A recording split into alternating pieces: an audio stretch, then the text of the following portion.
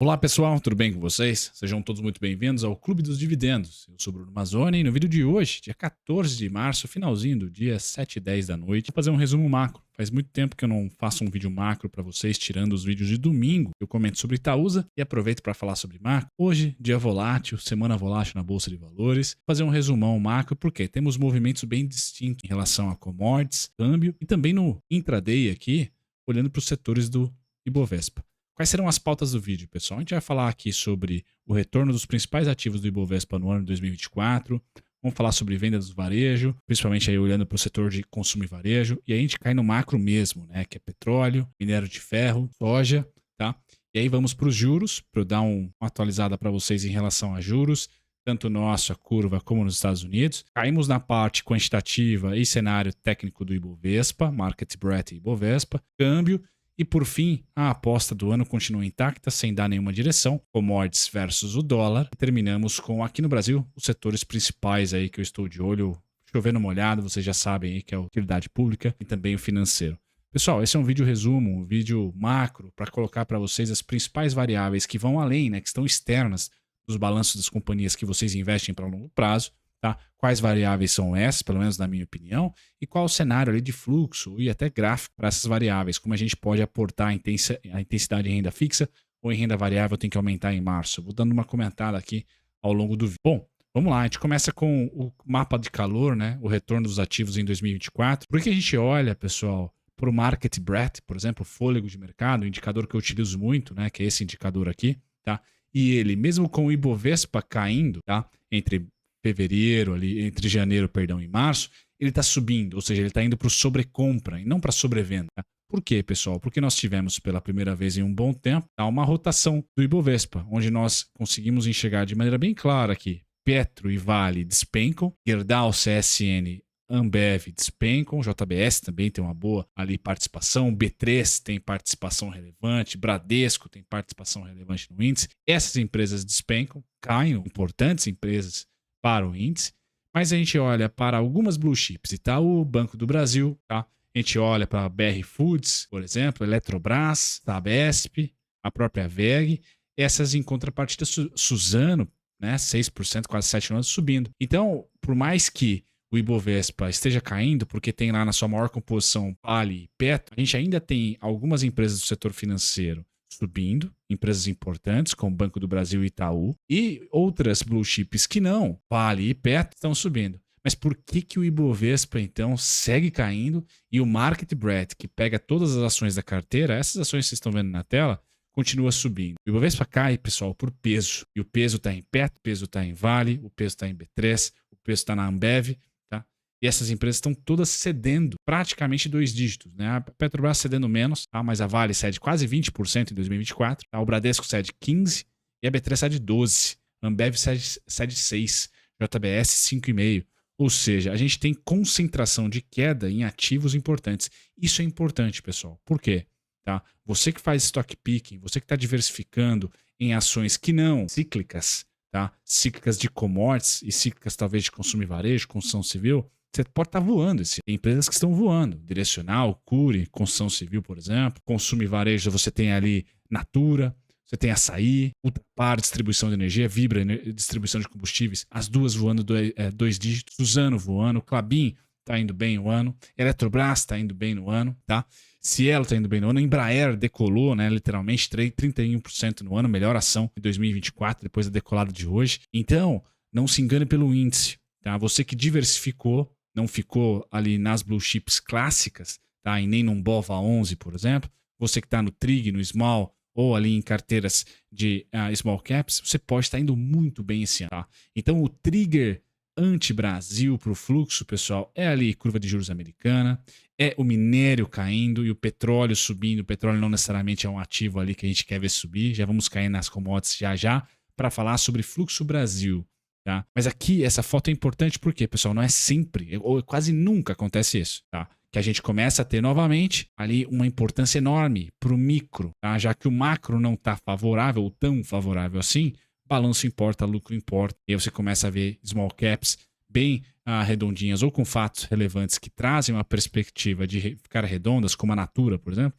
essas small caps subindo, tá? No mais, aqui no Brasil, internamente, vendas do varejo surpreendeu, então mais um motivo da nossa economia, mais o investimento direto, dados macroeconômicos, principalmente a foto macroeconômica está bonita no interno do Brasil. Crescimento sendo revisitado para cima, tá? A inflação de certa maneira ainda controlada, juros está caindo, tá? Atividade econômica não desanima, força de trabalho também não desanima. Então, cada vez mais a gente tem aqui, pelo menos nos meses de março, abril, maio, pessoal, você tendo pela primeira vez em um bom tempo, tá? Empresas fora do radar, com baixa capitalização, mas que tem bons fundamentos, se descolando, tá? E esse mapa de calor traz muito isso. Então, parabéns para você que é stock pick, porque agora não é o momento de acumular essas empresas, de diversificar nessas empresas. É o momento de ter acumulado e de estar surfando agora uma alta muito expressiva dessas companhias.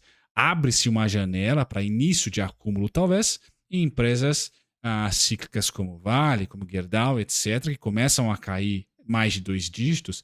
Essa sim, agora está valendo a pena. Durante 2021, pessoal, até 2024, falo com vocês aí, março de 2024, foi o oposto, né? O acúmulo de small caps que apanharam do juro, tá? Enquanto que as commodities mandaram bem, deram dividendos ou aumentaram o seu capital ali, seu patrimônio. Tá? Agora, pessoal, a gente tem uma janela que começa a se abrir, que é o contrário. Quem acumulou as small caps fora do radar começa a surfar agora uma onda muito interessante. Setores defensivos também tendem a subir, se não em bloco, muito parelho, utilidade pública e setor financeiro. Então, essas empresas, quem está gordinho, acumulou, vai surfar.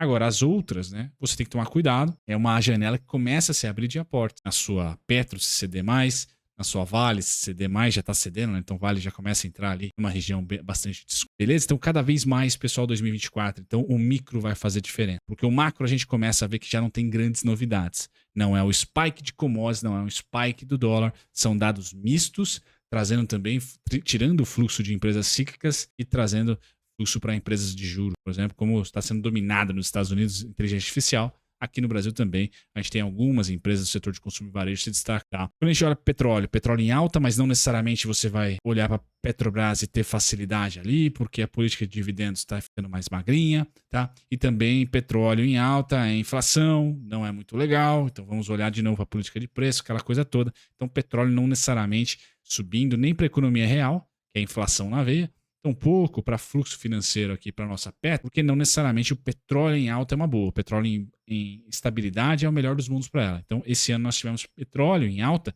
e dólar em alta. É o sinal ruim para a nossa economia real, porque é a inflação projetada para o futuro. Tá?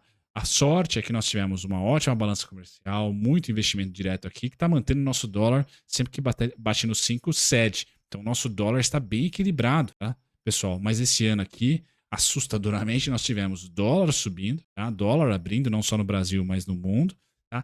E petróleo subindo. Mas para por aí, porque quando a gente olha para o minério de ferro, pessoal, esse despenca. Então, esse cara aqui eu quero trazer para vocês aquela velha e boa sazonalidade que quem é antigo do canal já está careca de saber. Março a setembro esfria o petróleo. Setembro a março esquenta o minério de ferro, perdão. Então tem essa sazonalidade, pessoal. Estamos na sazonalidade fria. Então ele cedeu, tá? O minério de ferro, tá? Seja tecnicamente com os nossos pontos aqui, que foi no gatilho, tá? Ou seja por sazonalidade.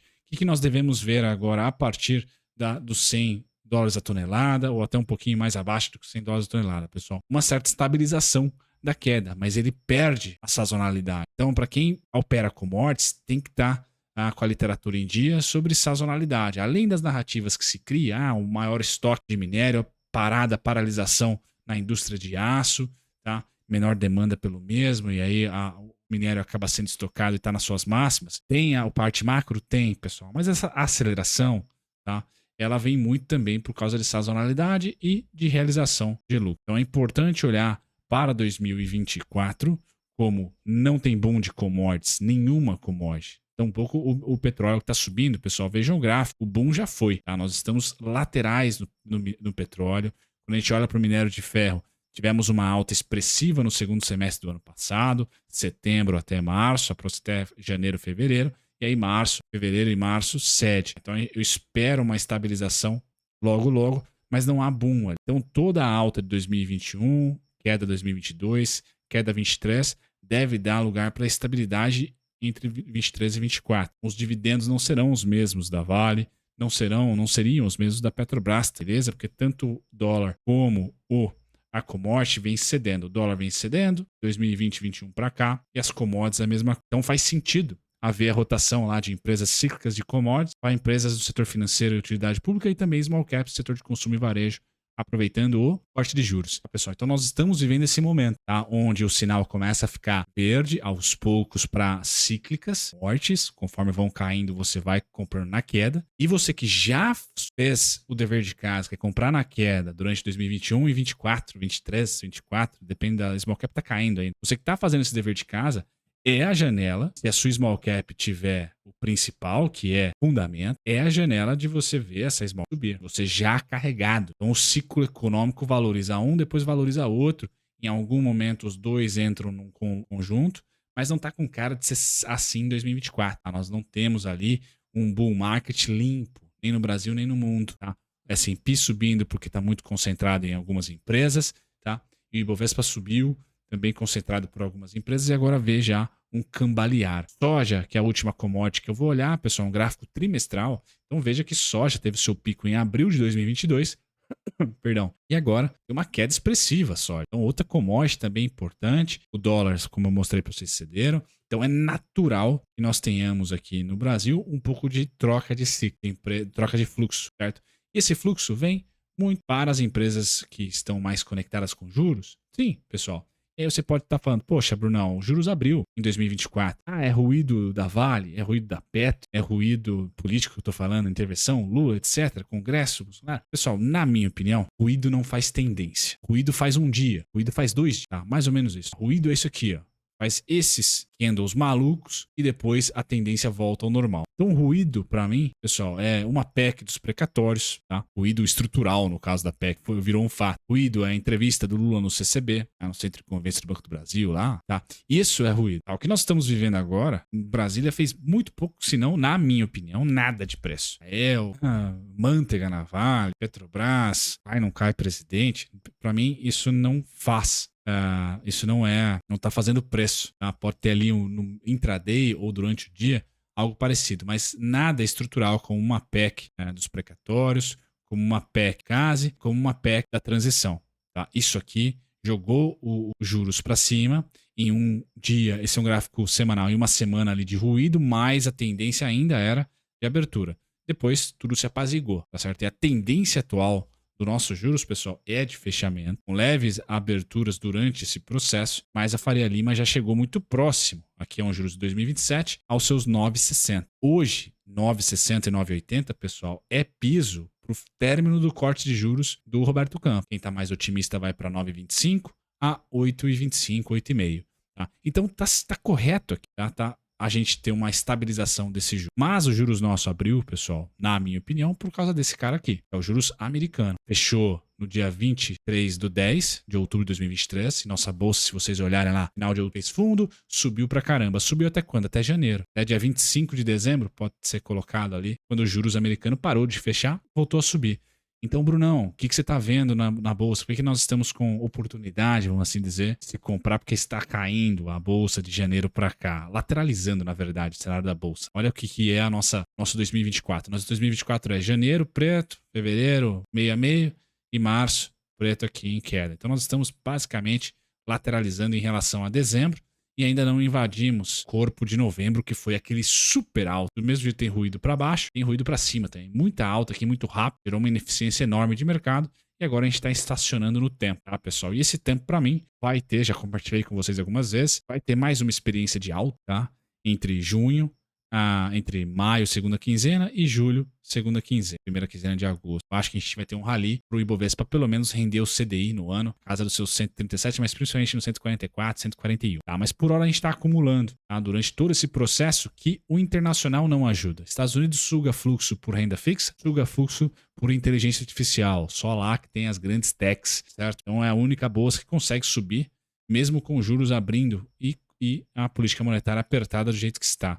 Então, enquanto a gente tiver essa caminhada aqui da abertura de juros e do DXY, pessoal, mais o DXY do que curva de juros, inclusive, a gente vai ter o Ibovespa sambando. Quando que o Bruno acha que a gente pode ter a máxima dos juros aqui? Entre 4,36 4,53. Está próximo. Então o cenário que eu tenho aqui para a curva de juros americana é de abertura ainda, para o dólar é de valorização DXY ainda, peronomútil. Então para o Ibovespa, tá? Para o Ibovespa, se dólar e curva de juros estão nesse movimento aqui verdinho de recuperação, o Ibovespa deve fazer o oposto. Tá? O Ibovespa deve ficar no movimento, tá? De queda, mas sem quedas abruptas, mais ou menos assim, ó. Leve canalzinho, unha de baixa, até que nós tenhamos, se eu acertar dados americanos, esfria um pouquinho, tá? Fechamento de juros por lá, e aqui no Brasil, pivô de alta. Tá? É isso que eu imagino. Qual que é o período, então, de melhor acúmulo para aproveitar esses 3 meses de alta que eu imagino que a Bolsa vai ter?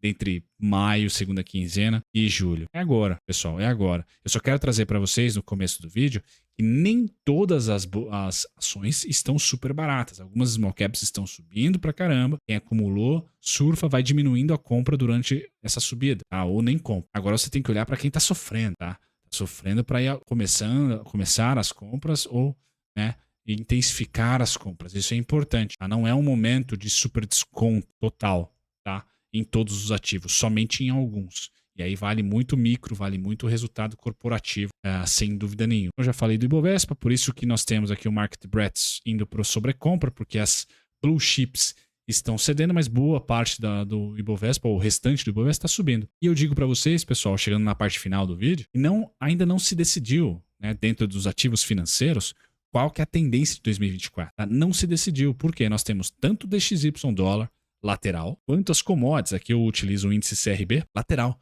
E os dois estão subindo, tá? Só que a dinâmica da commodity CRB, o que é? Cobre está subindo. E cobre não é Brasil, cobre é Chile. Então a gente vê agora de maneira idiosincrática, por isso que eu falei que o micro acaba sendo mais importante, tá? Porque o Chile tem mineradores de cobre em essência, então moeda chilena e cobre voando. Mesmo o Chile cortando 100% lá, 1% a cada reunião, juros bem menor que o nosso, a moeda está se valorizando. Por quê, pessoal? Porque o Chile é melhor? Pode até ser, você pode até acreditar nisso. Mas é fluxo financeiro, por quê? O mundo está bem idiosincrático. Minério cai, Brasil cai. Soja cai, Brasil cai. Petróleo sobe, Brasil não necessariamente sobe. Apesar das Junior Oils e da Petrobras ter ali o PPI, né, mais ou menos seguir, tá seguindo, né, o preço do PPI, não é ali uma empresa muito bem quista quando o petróleo sobe muito. Né? A gente tem, dentro da política atual, um pouquinho menos de seguir afinco ali o PPI.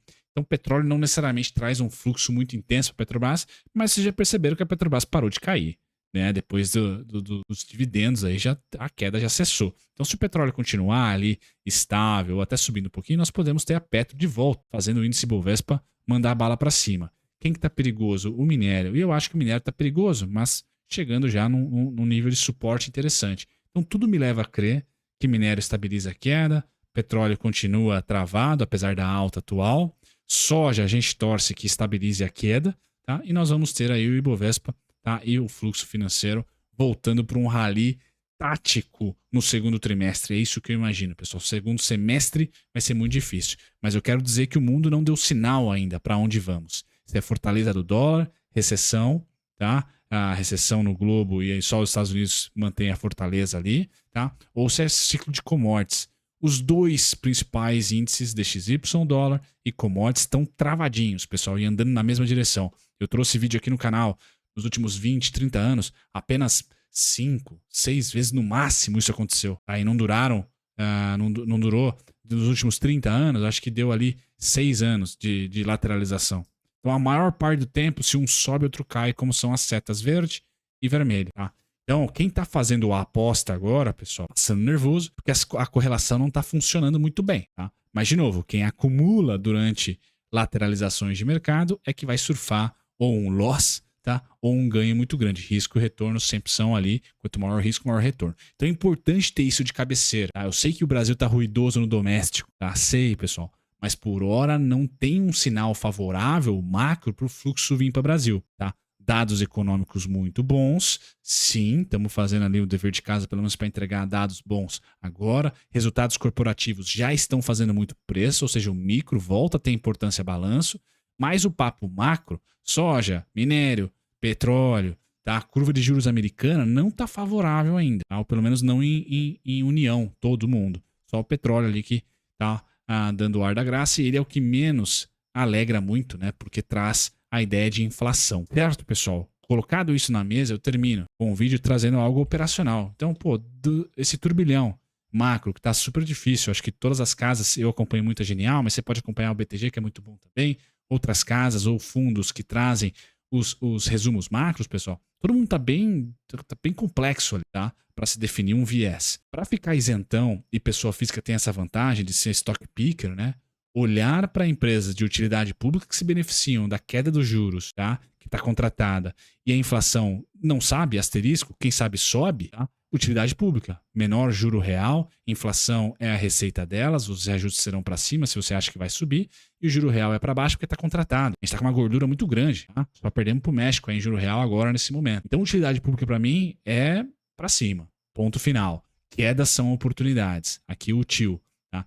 E no setor financeiro também tem oportunidade, pessoal. Talvez não tanto no Banco do Brasil, tecnicamente, mas de valuation, Banco do Brasil, Itaú e Bradesco estão todos descontados ali. Itaúsa, nem preciso dizer que eu tenho posição. A própria B3, tá? Que com queda de juros, naturalmente a gente pode ter uma volta de fluxo importante de IPOs e follow-ons, principalmente follow-ons. Tá? Se não IPO pelo cenário macro, follow-on para capitalização, que os juros ainda está alto. Então, assim, são dois setores que você se entretém com o conteúdo que eu passei nesse vídeo aqui, são 24 minutos já de conteúdo, mas você só utiliza o conteúdo para se situar, ancorar as expectativas. Renda fixa não morreu, principalmente a americana, tá super ótima, tá? E a nossa renda fixa aqui, em determinado momento, pessoal, você já pode ter interesse em IPCA, tá? Em debentures, IPCA mais 6, maravilha. Nós estamos no piso da inflação, é daqui para cima. Então, debêntures, se não quer investir em empresas, em ações, pode investir em debêntures dessas empresas que estão pagando juros muito bons.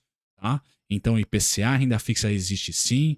O CDI perdeu um pouquinho da força, mas ainda está legal, principalmente os turbinados. Eu tenho a Inco como parceiro do canal aqui, CDI mais 6, CDI mais 6,5, tá? Pré-fixado, aproveite, de curto prazo não temos mais, então agora os pré-fixados também eu não acho tão interessante assim. Tá? Você vai pré-fixar aí 10%, 11% em 12 meses. Boa parte das empresas do setor financeiro ou de utilidade pública podem pagar isso só em dividendo ou se aproximar aí disso já na metade do ano, a rentabilidade de ganho de capital mais dividendo. Tá? Então tem muita coisa bacana, o cenário está turvo, quer ali se abstrair, aonde não deve diminuir os aportes, minha opinião, setor financeiro, setor de utilidade pública, onde você pode dançar com os aportes cíclicos de commodities, tá? Aonde você não deve diminuir o aporte IPCA, renda fixa a longo prazo, debentures, tá? Eu acho que então seria ali essa a minha olhada. E quando esse gráfico der sinal, pessoal, quando esse gráfico tiver ou o dólar para cima, tá? Ou commodities para cima, certo? Nós teremos o sinal da onde intensificar o aporte, aonde que é a tendência macro dos próximos 3 meses.